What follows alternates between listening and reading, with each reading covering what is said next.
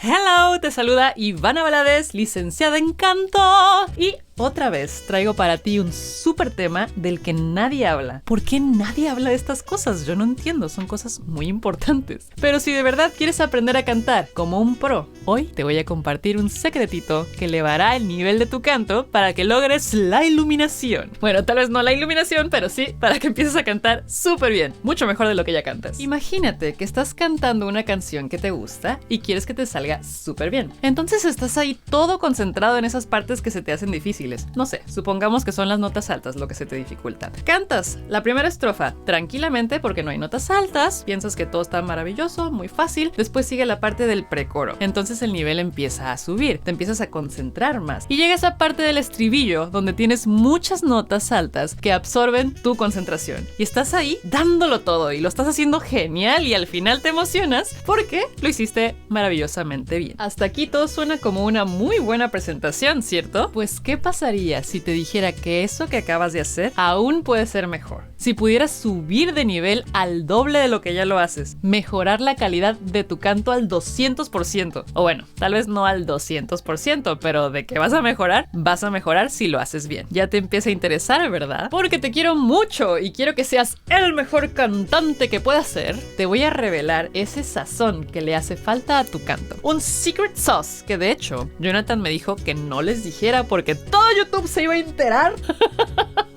Pero qué más da, la vida es corta y la información está para compartirse, así que ahí te va. Evita las notas fantasma. What the fuck? Y te vas a quedar de ¿what? ¿Qué son las notas fantasma? Según Wikipedia, en la música, una nota fantasma o nota muerta es una nota musical con valor rítmico, pero sin tono discernible cuando se toca o se canta. O sea, cuando estás cantando, ¿de verdad estás cantando notas? ¿O hay notas medio dudosas que quién sabe qué notas son? A esas notas que no se entiende o no se distingue su tono se les llama notas fantasma. Y las solemos hacer cuando hay pasajes fáciles o nos preocupamos mucho por cosas que no nos salen y damos por hecho todo lo demás, como si lo más importante fuera solo las cosas que no nos salen. Pero muy probablemente están desafinadas o solamente estás haciendo solo el ritmo. Y hacer notas fantasma no está mal todo el tiempo. A veces las puedes hacer por estilo, pero deben ser a voluntad, como parte de tu performance y con muchísima, pero muchísima actitud, como Jessie J. I think it's time that it S-T-O stops the power. Go, no, I said bow wow and leave. O en finales de frase medio habladas, como Camilo. Yo puedo ofrecerte una vida muy interesante. Si te fijas, su última sílaba, muy interesante, es una nota fantasma en realidad, no es como que la está cantando, pero la está haciendo a propósito y se escucha genial. Muy interesante. No es muy interesante.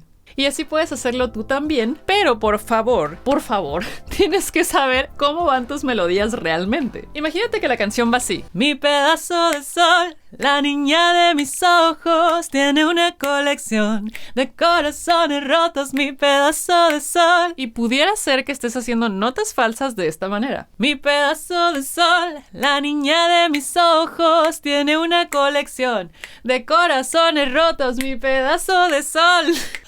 Suena bien raro, ¿no? Pero aunque no me lo creas, pasa y pasa muy seguido. Ahora te toca a ti. Vamos a hacer esta dinámica. Piensa en una canción, la que quieras.